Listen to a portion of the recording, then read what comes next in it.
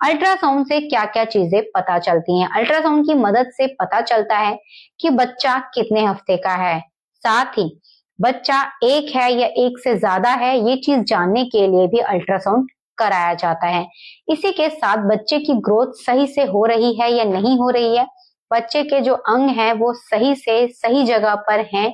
या नहीं है, ये सारी चीजें अल्ट्रासाउंड से जानी जाती हैं। इसी के साथ अल्ट्रासाउंड की मदद से जाना जाता है कि बच्चे का वजन और बच्चे की लंबाई सही से बढ़ रही है या नहीं बढ़ रही। इसी के साथ बच्चे की जो गर्भनाल है वो सही से काम कर रही है या नहीं कर रही है, इस सारी जानकारी के लिए अल्ट्रासाउंड करवाना बहुत जरूरी होता है। प्रेगनेंसी में जब भी आप अल्ट्रासाउंड कराते हैं तो ये इसलिए ज्यादा जरूरी होता है कि ये आपको बताता है कि आपकी प्रेगनेंसी किस जगह पर है, साथ ही आपकी प्लेजेंटा की पोजीशन क्या है और बच्चे की दिल की धड़कन कैसी है,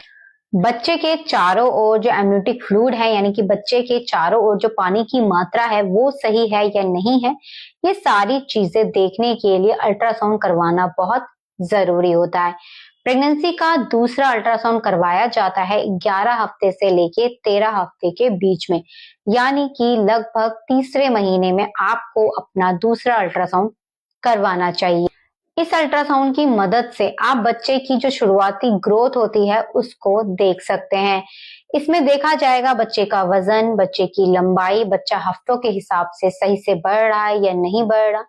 बच्चे के जो अंग हैं वो सही जगह पर आ रहे हैं या नहीं आ रहे हैं, बच्चे के अंग सही से बढ़ रहे हैं या नहीं बढ़ रहे हैं। इसी के साथ बच्चे को कोई जेनेटिक रिस्क तो नहीं है, ये सारी चीजें जानने के लिए ये दूसरा अल्ट्रासाउंड प्रेगनेंसी के तीसरे महीने में यानी कि 11 से लेके 13 हफ्ते के बीच में कराया जाता है। अब